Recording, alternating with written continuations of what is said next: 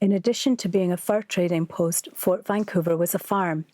In fact, the location for Fort Vancouver on this broad plain was chosen specifically because the soil and climate were good for growing grains, fruits, and vegetables. Since time immemorial, Native American peoples had harvested edible bulbs such as camas and wapato, berries, and other foods from this area.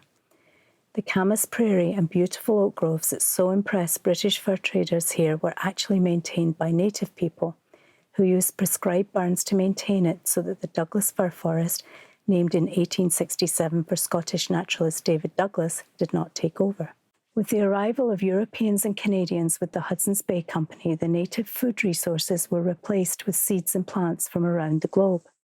The farm at Fort Vancouver was extensive, with fields of crops, grazing areas for cows, sheep, pigs and turkeys, an orchard and a garden.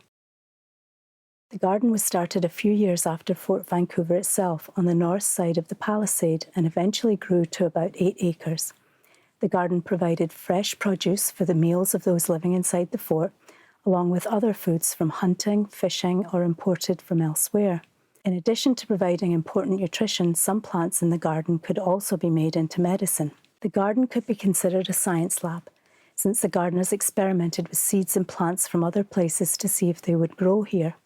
Some examples are dahlias and acacia from Hawaii, peaches from South America, and fruit trees and vines from Europe. Oranges and lemons may also have been grown here, protected in greenhouses during the winter. Farming and growing new plants was a fascination of Europeans and Americans in this fertile land. Plant collectors like David Douglas, John Townsend, and Archibald Mingus studied plants and animals throughout the Pacific Northwest, watching and sketching them throughout the seasons. Douglas, a Scotsman, worked closely with Native American women, the traditional gatherers of their villages, to collect and record as many Northwest plants as possible in each of his 2 trips to Fort Vancouver. The American naturalist John Kirk Townsend arrived at Fort Vancouver in 1834 after crossing the continent with the Wyeth expedition.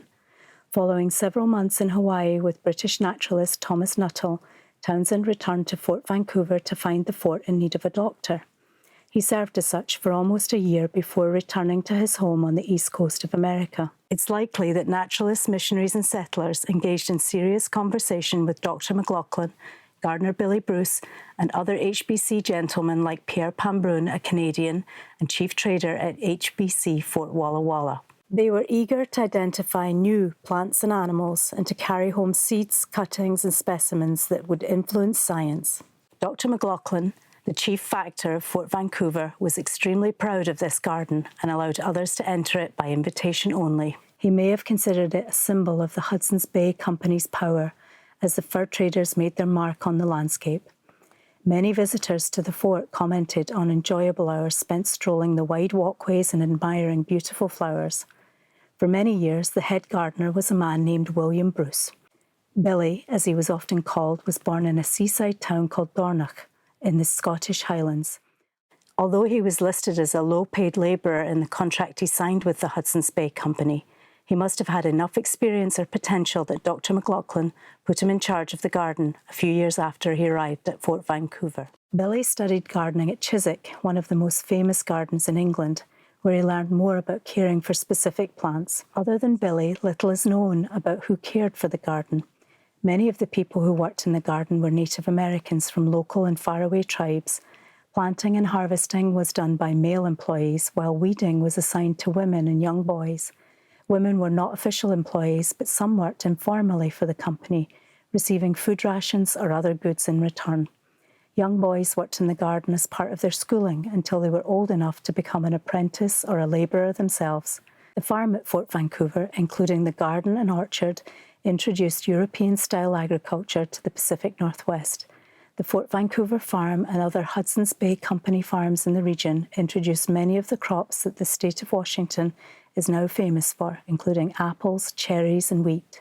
Do you have a garden at home or know someone who does? Today, some of us grow fruits and vegetables in our backyards or on our patios, but we can also buy food at a grocery store. For the people who lived at Fort Vancouver, growing their own food meant the difference between having fresh, nutritious food or not.